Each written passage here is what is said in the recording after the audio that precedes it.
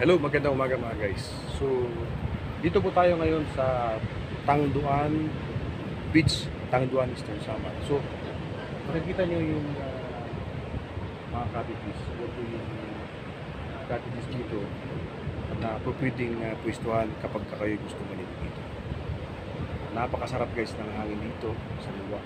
At bagong lahat po, kayo po ay bago sa ating channel. Hindi po kalimutan i-subscribe ang ating channel. Nakita niyo po guys, wala pang masyadong tao ngayon dahil tanghali pa. Pero mamayang hapon, kasi pag hapon, nandito na yung araw doon, so malilim na po dito. Dan guys, so ipapasil ko po kayo. Ayan.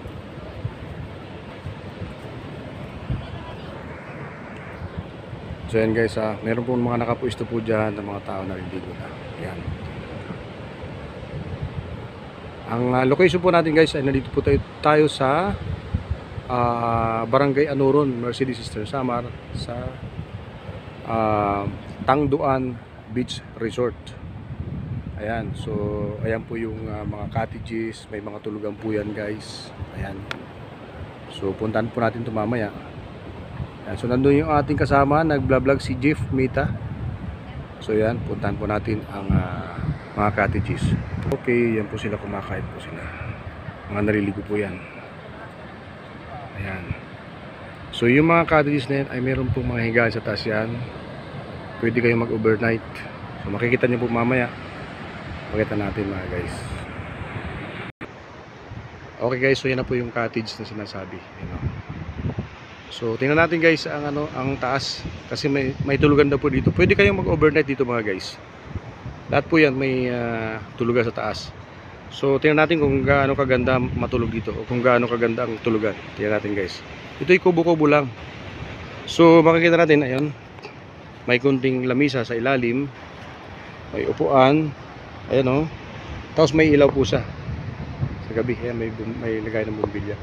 So check po natin guys ang kanyang higaan. So ayan po guys yung hagdanan. So akitin po natin, silipin po natin kung pwede tayo maligo dito, matulog. So ayan po guys.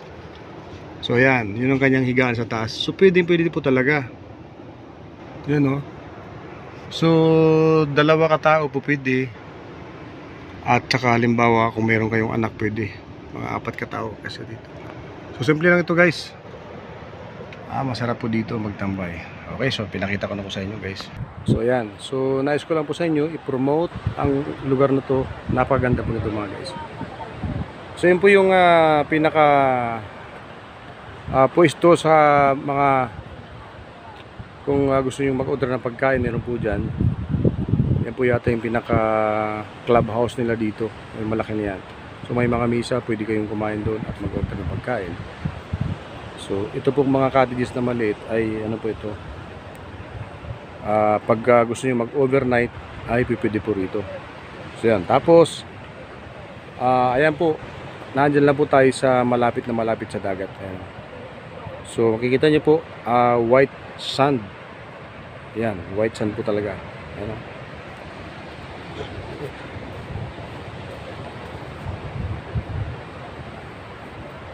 So ayan guys, white sand. Walang sinabi sa Boracay. Mala Boracay dito guys. Kaya gusto yung magbakasyon sa lugar na to, the best ang lugar na to. Ayan. So mayroon pa tayong may papakita ng mga cottages sa may bandang itaas. Ayan.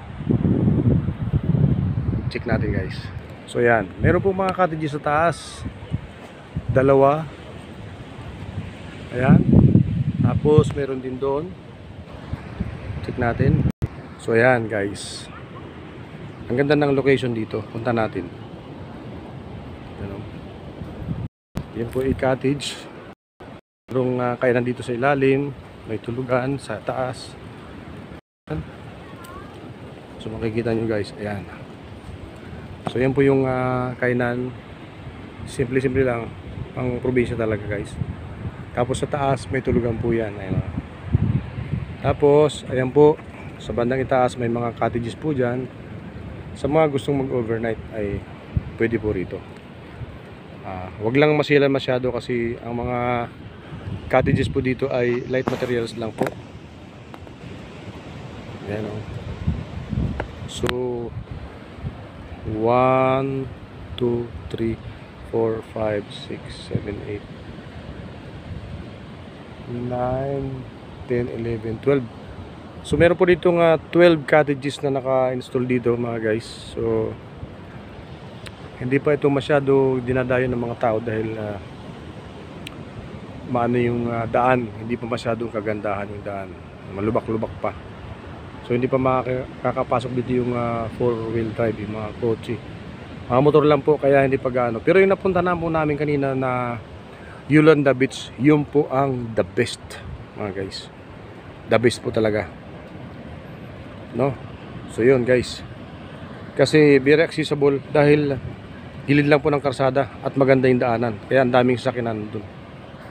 Ayan, so ayan. So nandito po tayo sa harap ngayon ng Pacific Ocean. Ayan.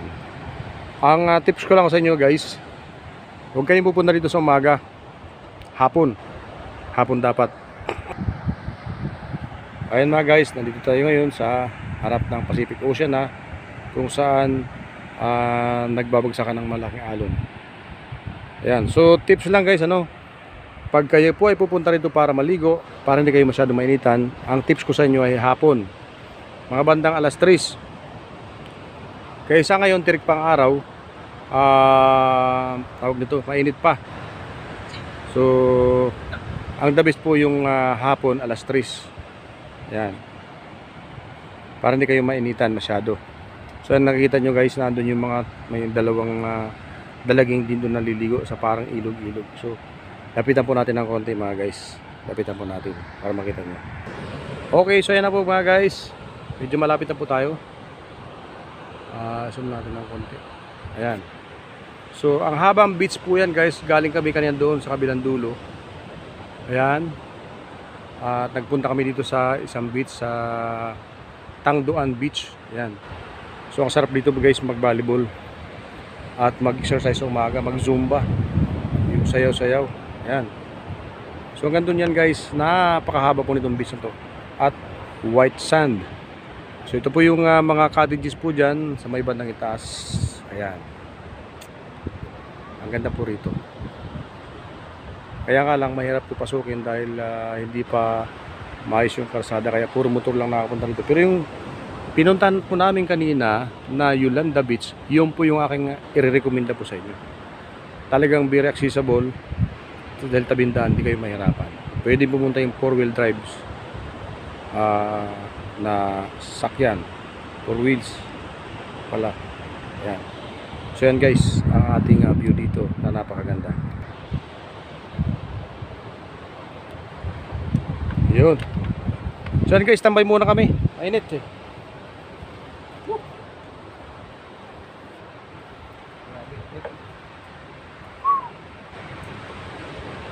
Wah, yan ba?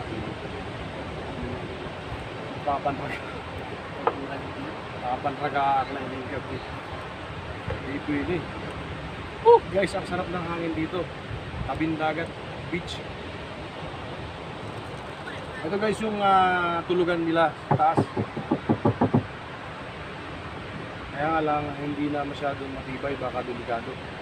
Baka yung kagaya sa akin na medyo malaki, nakaakyat mga bumagsak na. Tapos dalawa kayo ng siyuta, bumagsak na. Posting na. Kasi yung mga suwat yung galing labit, lalo. So lang guys, kung ilang minuto na ha. Ayan. So pakita ko po sa inyo guys ang ating beach ulit ha. Ayan. Yan po ang ating location dito. Ayan o. So and guys, thank you for watching. Ayan, sana nagustuhan nyo ang aming pag-explore sa mga beaches dito sa Eastern Samar. Ayan. Ito po yung Tangduan Beach na matatagpuan sa Barangay Anuron, Mercedes, Eastern Samar. Thank you for watching guys, and God bless.